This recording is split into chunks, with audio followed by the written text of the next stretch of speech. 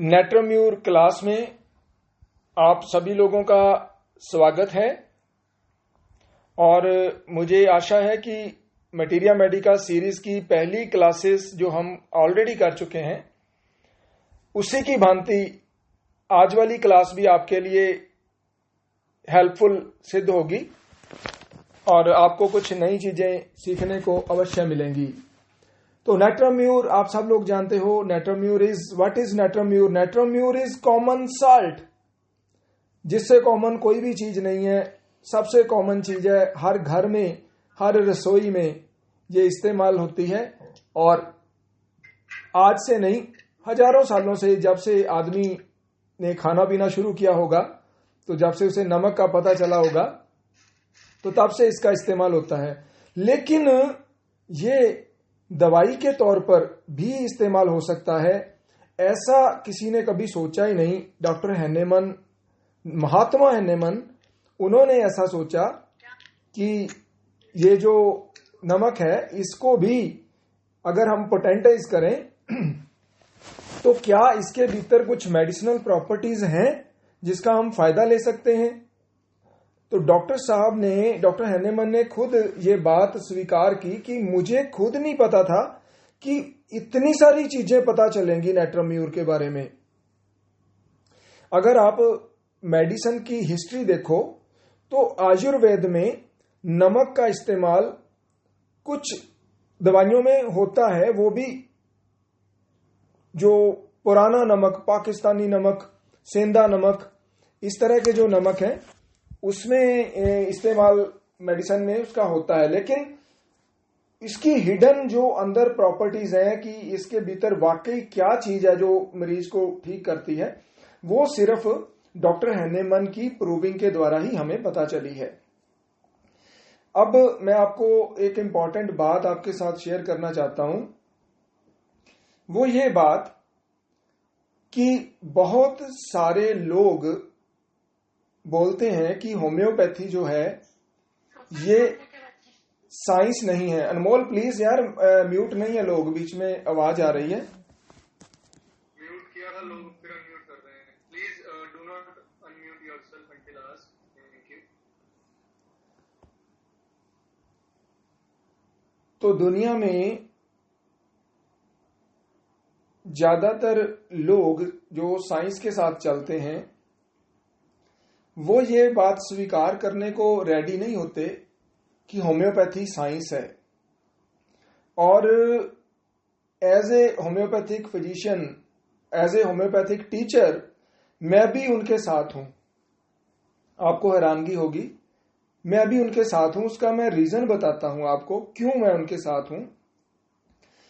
Number 1, दुनिया में कोई भी ऐसी चिकित्सा पद्धति नहीं है जो मनुष्य को एक मनुष्य की भांति समझती है। मीन्स अदर चिकित्सा पद्धतियां जो है वो आदमी को शरीर मानती हैं और शरीर को मानकर ही उनका इलाज करती हैं। लेकिन दिस इज द ओनली ओवरपैथी जो एक ह्यूमन बीइंग को मशीन की तरह कंसीडर नहीं करते, बल्कि उसे एक आत्मा, उसे एक वाइटल फोर्स और उसे एक इंडिविजुअल के तौर पर हम ट्रीट करते हैं।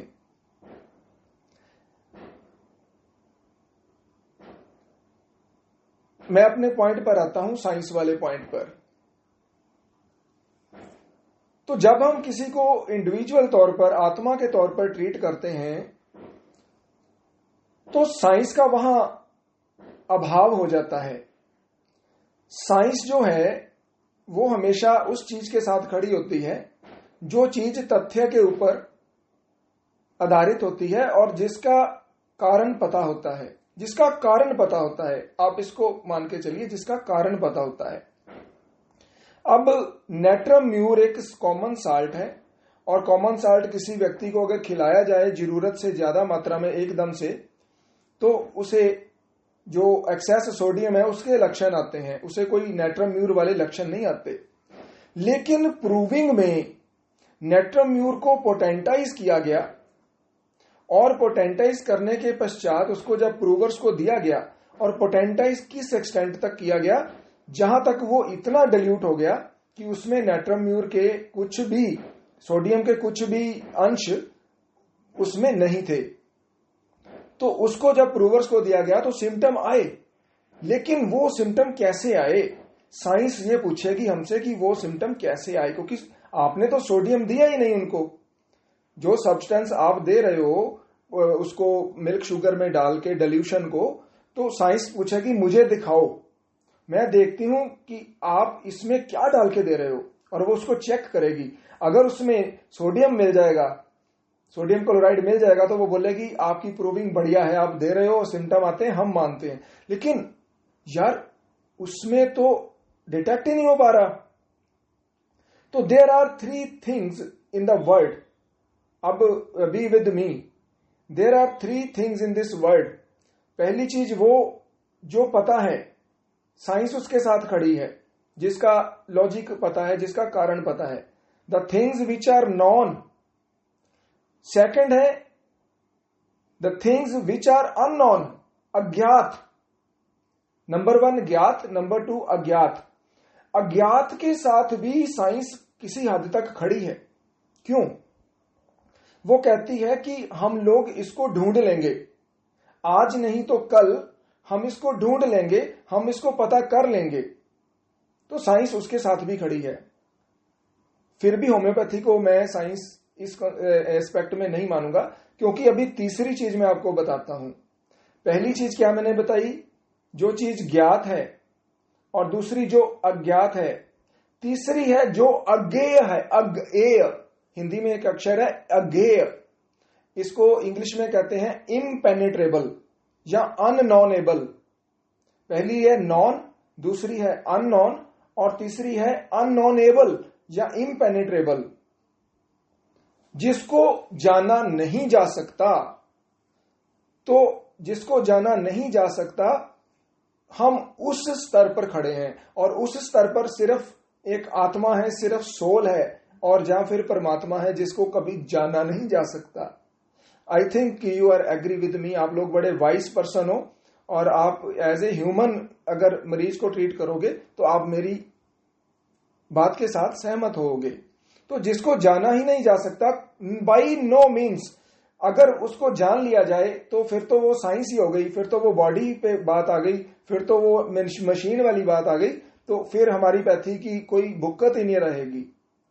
जिस दिन साइंस ने ये ढूंढ लिया कि होम्योपैथी कैसे काम करती है, इसकी 10M पोटेंसी कैसे एक्ट करती है, हाँ there are so many researches, लोगों ने इसके ऊपर सर्च किया और अपने अपने व्यूज दिए कि ऐसे करती होगी, ऐसे करती होगी, लेकिन 100% किसी ने नहीं दिया, कोई भी नहीं कर सकता। जैसे लोग कहते हैं ना कि परमात्मा के विषय में पंडित लोग बहुत कुछ बोलते हैं, पंडित को पूछो परमात्मा, तो उसकी आंसर फटाफट आते हैं, हालांकि जानता नहीं है वो भी।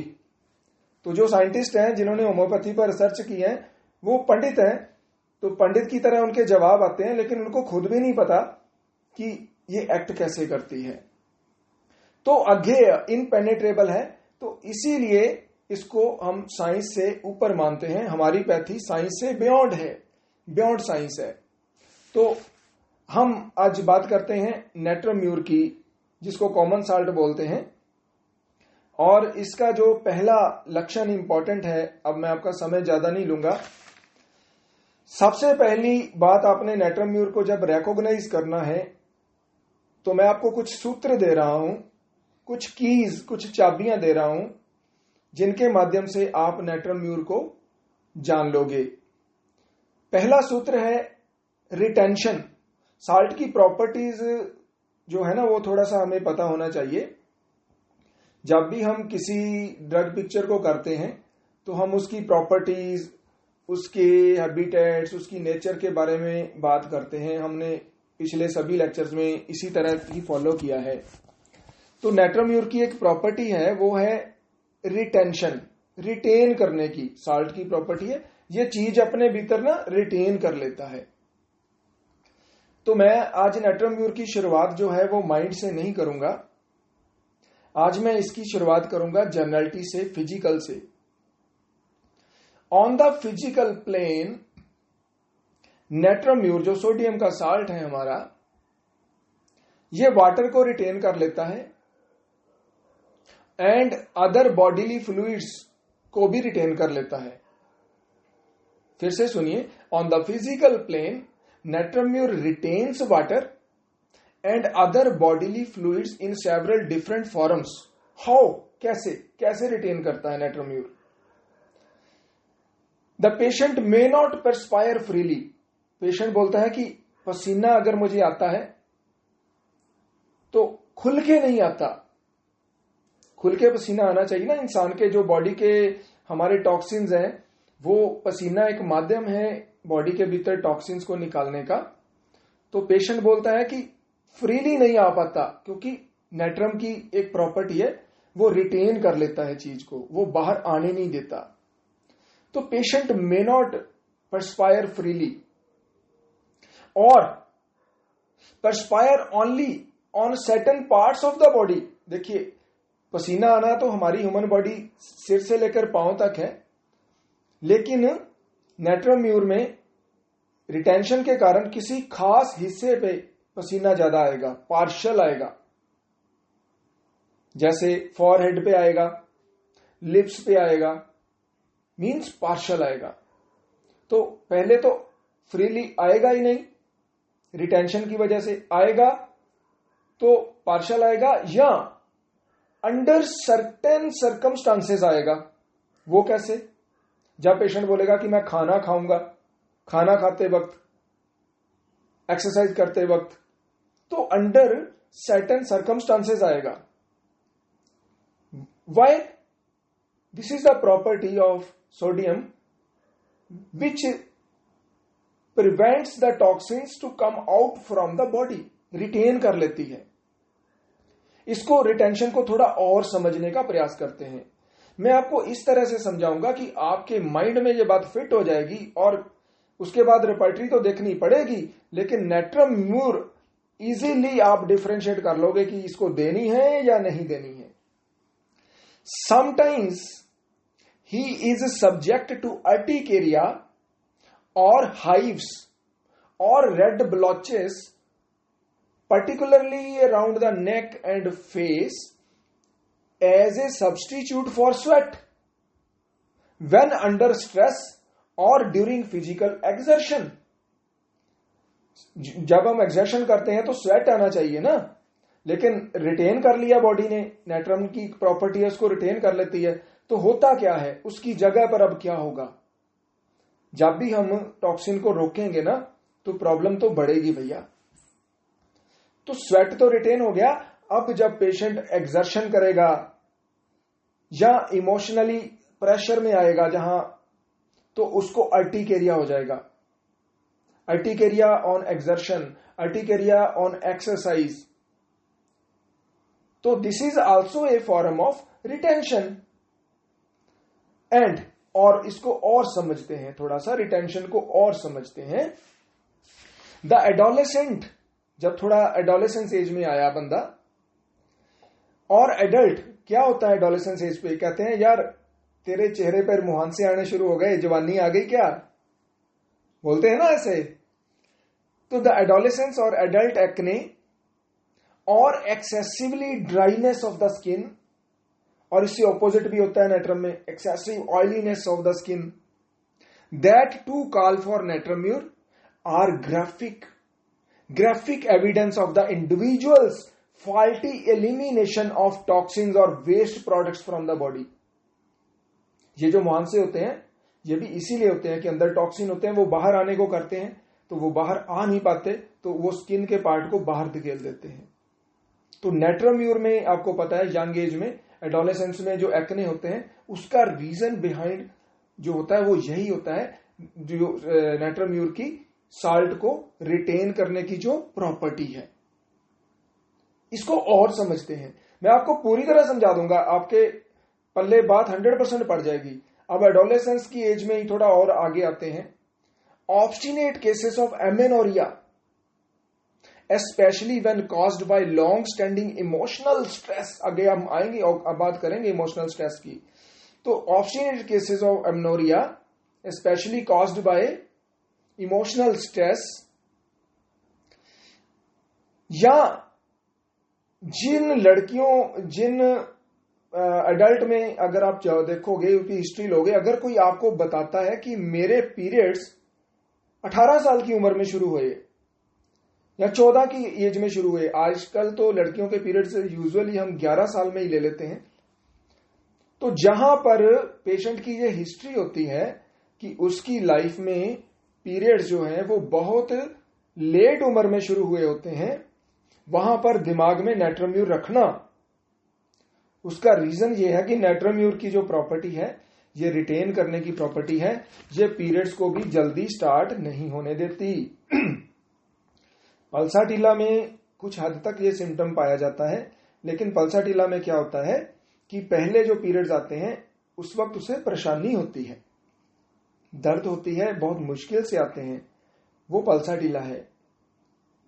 लेकिन नेट्रोम्यूर में क्या होता है, आते ही नहीं, टाइम निकल जाता है, आते ही नहीं है, और उसके पीछे कोई पैथोलॉजी नहीं होती। ये नहीं होता कि कोई बीमारी है लड़की को या उसे कोई हार्मोनल इम्बैलेंस है, नो, बिना किसी रीजन के पीरियड्स नहीं आए।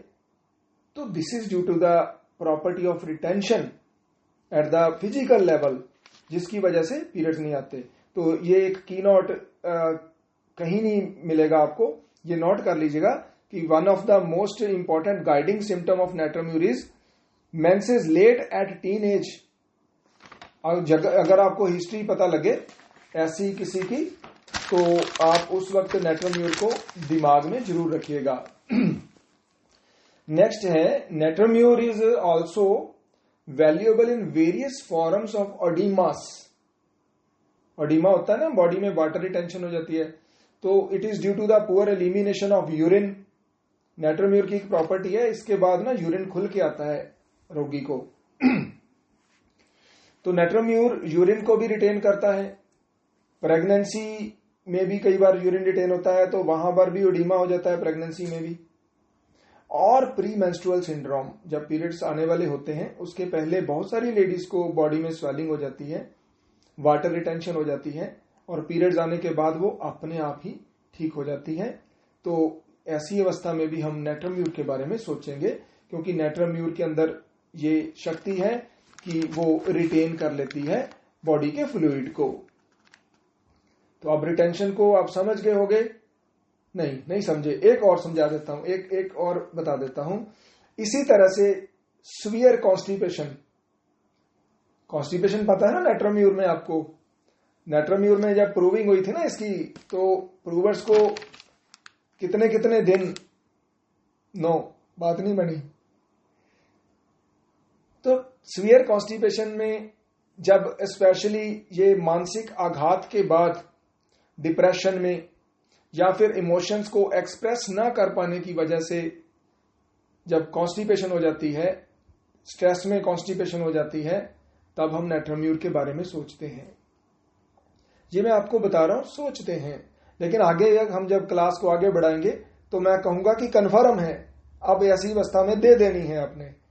ठीक है, अभी हम चलेंगे तो सोचने से, लेकिन अब सोचना पक्का कैसे होगा, ये जैसे जैसे हमारा लेक्चर बढ़ेगा आगे तो हम उसको करेंगे। Finally it breaks up retention of mucus, obstinate cases of chest congestion, जुकाम अंदर रुका हुआ है डॉक्टर साहब, एक्सपेक्टोरेशन नहीं निकल रही, तो वहां पर भी नेट्रोम्यूर हम इस्तेमाल करते हैं। नेट्रोम्यूर also retains physical pain. नेट्रोम्यूर also retains physical pain in the different forms of headaches. और याद रखें, जितनी टाइप्स की पेन्स होती हैं रेपर्टरी में, लगभग सभी टाइप्स ऑफ पेन में नेट्रोम्यूर आपको मिलेगी। बस्टिंग में, स्टिचिंग में, थ्रॉबिंग में, बहुत टाइप्स ऑफ पेन्स है, एक्सक्यूरेटिंग में, जितनी टाइप्स ऑफ पेन्स है मोस्टली आपको उसमें नेट्रोम्यूर मिलेगी। क्योंकि नेट्रोम्यूर जो है किसी भी तरह की दर्द को अंदर समाकर उसे रिटेन करने की शक्ति रखता है। ये बहुत हैरानीजनक बात है, क्योंकि जिस चीज को भी रिटेन करता है फिजिकल, नेट्रोम्यूर हर चीज को रिटेन करता है भैया, किसी चीज को भी नहीं छोड़ता। ठीक है, तो पेन को भी रिटेन करता है नेट्रोम्यूर। इसीलिए हेडेक में तो बहुत सारी टाइप्स की जो दर्द है वो नेट्रम्यूर में पाई जाती है। तो यहां तक तो हमने बात की फिजिकल लेवल पे रिटेंशन की। Now let us start the most important, let us enter in natrum mur. अब हम नेट्रम्यूर के भीतर एंटर करने जा रहे हैं और मुझे आशा है कि आप लोग इसको इतनी अच्छी तरह से समझ लोगे कि ताउम्र नेट्रम्यूर नहीं भूलेगी। Retention in the mental sphere is the entry point of natrum mur.